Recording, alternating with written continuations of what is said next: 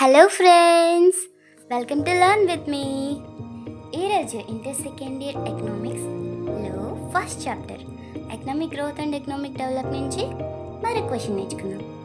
ఈరోజు క్వశ్చన్ ఏంటో తెలుసా? What is the natural resources? So natural resources అంటే ఏంటి? న్యాచురల్ రీసోర్సెస్ అంటే మీకు తెలుసు కదా, నాకు కూడా తెలుసు. The resources which are given by nature are called as natural resources. So nature నుంచి మనకి ఏవైతే రీసోర్సెస్ వస్తాయో వాటిని న్యాచురల్ రీసోర్సెస్ అంటారనమాట. సో నేచర్ అనేది ఒక దేవుడిచ్చిన పెద్ద గిఫ్ట్ లాంటిది అనమాట. ఆ నేచర్ నుంచి మనకి ఎన్నో రీసోర్సెస్ వస్తాయి. అవేంటో చూద్దామా? For example, land, forest, minerals, metals, rivers and mountains.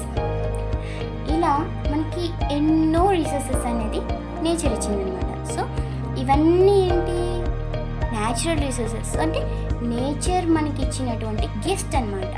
So ఈ గిఫ్ట్ మనం ఎంత జాగ్రత్తగా వాడుకుంటే అంత బాగా మన కంట్రీ డెవలప్ అవుతుంది. ఇంకా మన ఫ్యూచర్ పీపుల్కి కూడా మనం అందించవచ్చు. ఒకవేళ మనం వీటిని మిస్యూజ్ చేసామనుకో ఏం జరుగుతుంది? మన ఫ్యూచర్కి అందకపోగా మనకి కూడా చాలా ప్రాబ్లమ్స్ వస్తాయి. For example, forest. నవేడేస్ మనం ఏం చేస్తున్నాం?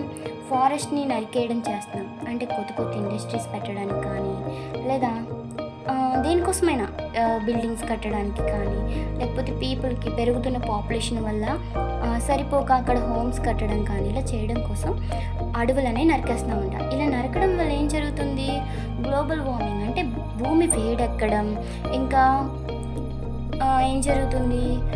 మనకి మంచిగా ఉండట్లేదు అనమాట. ఏం జరుగుతుంది? భూమి వేడెక్కడం వల్ల వానలు సరిగ్గా పడకపోవడం, క్లైమేటిక్ కండిషన్స్ అన్నీ మారిపోతున్నాయి. అలాగే పాపం ఎప్పటి నుంచో ఉంటున్న మూగ జీవులకు కూడా చాలా హాని చేసిన వాళ్ళు అవుతున్నాం అనమాట. సో చాలా జీవులు అంతరించిపోవడానికి కారణం ఎవరవుతున్నాం? కేవలం మనమే అనమాట. సో ఇలాంటివి చేయడం వల్ల ఏంటంటే నేచురల్ రీసోర్సెస్ అనేవి మనం లాస్ అవుతున్నాం. సో ఇదంతా రాయనవసరం లేదు, జస్ట్ మీకు జనరల్ నాలెడ్జ్ కోసం చెప్పాను అంతే. సో ఈ క్వశ్చన్ ఇంతవరకే నేర్చుకోండి, ఓకేనా? Thank you. మీకు ఈ వీడియో నచ్చినట్టయితే లైక్ చేయండి, షేర్ చేయండి, అలాగే సబ్స్క్రైబ్ చేసుకోండి.